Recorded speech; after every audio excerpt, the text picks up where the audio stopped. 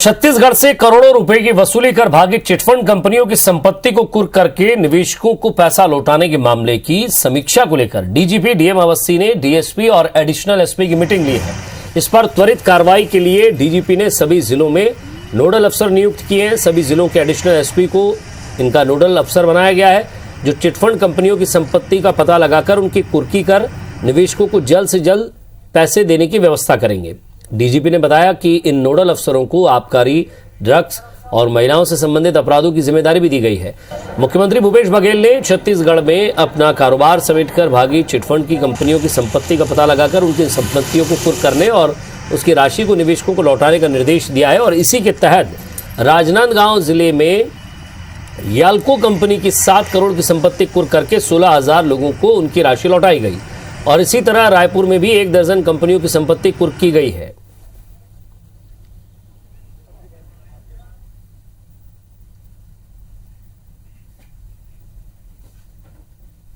देखिए, चिटफंड के प्रकरणों में लगातार हम लोग के द्वारा समीक्षा की जा रही है और तो अब ये तय किया गया कि 28 जिलों के एडिशनल एसपी जो हैं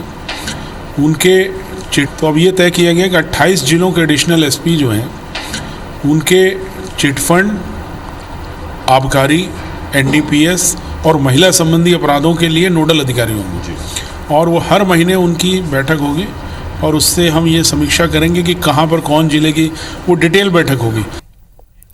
और ज्यादा बातचीत के लिए हमारे संवाददाता राजेश मिश्रा हमारे साथ जुड़ गए। राजेश, जिस तरह से भूपेश बघेल की सरकार का साफ निर्देश है कि कोई भी चिटफंडिया यहाँ के लोगों का पैसा नहीं खा सकता, उन्होंने पहले भी लोगों की राशि लौटाने के प्रयास किए, लोगों को उनकी राशि भी दी। जिस तरह से राजनांदगांव का याल्को कंपनी का मामला था, बिलासपुर से लेकर रायपुर तक भी इनकी संपत्तियां कुर्क की जा रही है। और अब साफ तौर पर नोडल अधिकारी बना दिया गया है एसपीज को। ये डीजीपी साहब के आदेश है। उन्होंने कहा है कि जल्द से जल्द इनकी संपत्ति कुर्क हो और लोगों को उनकी गाड़ी कमाई का पैसा वापस हो।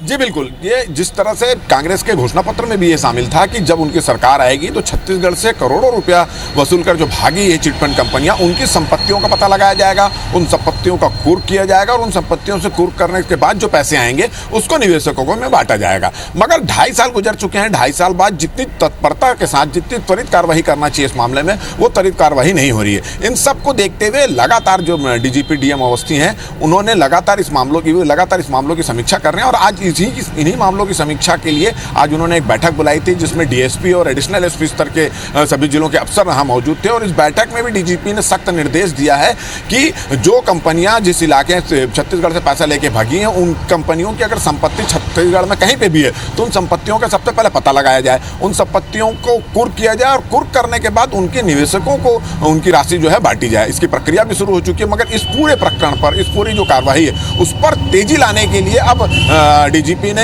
सभी जिलों में इसके लिए एक नोडल अफसर नियुक्त कर दिया है। जो जिले के जो मुख्यालय है वहाँ के जो एडिशनल एसपी जो होंगे वो इसके नोडल अफसर होंगे, जो इस प्रकरण की जानकारी लेंगे। किस तरह से कोई संपत्ति अगर चिटफंड कंपनियों की है उस जिले में तो उस पर जो कानूनी पेचीदगियां हैं उसको किस तरह से सॉल्व करना है, फिर उसके बाद उसको कुर्क करना है और फिर वहाँ के लोग जो निवेश कर रहे हैं उस कंपनी में पैसा निवेश किए थे उनको किस हिसाब से उनका पैसा लौटाना, इन तमाम प्रक्रियाओं की ये जिम्मेदारी उनको सौंपी गई है। और साथ ही साथ डीजीपी ने इस बैठक के बाद ये भी कहा कि अब इन नोडल अफसरों से वो डायरेक्ट जो है हर महीने इसकी समीक्षा करेंगे, उनसे बात करेंगे। तो पूरी प्रक्रिया इसलिए इसको देखकर अपनाई जा रही है कि जो चिटफंड कंपनियों का जो पैसा लेकर कंपनी भागी है छत्तीसगढ़ के लोगों को, उनको किस तरह से जल्दी उनके निवेशकों को लौटाया जा सके। और ऐसा करके छत्तीसगढ़ कांग्रेस जो है वो अपना वादा पूरा करने की तैयारी कर रही है और साथ ही साथ ये भी कोशिश कर रही है कि जो निवेशक जिन्होंने अपनी खून पसीने की कमाई गंवा दी है उनको थोड़ी सी राहत मिले। अब देखना है कि डीजीपी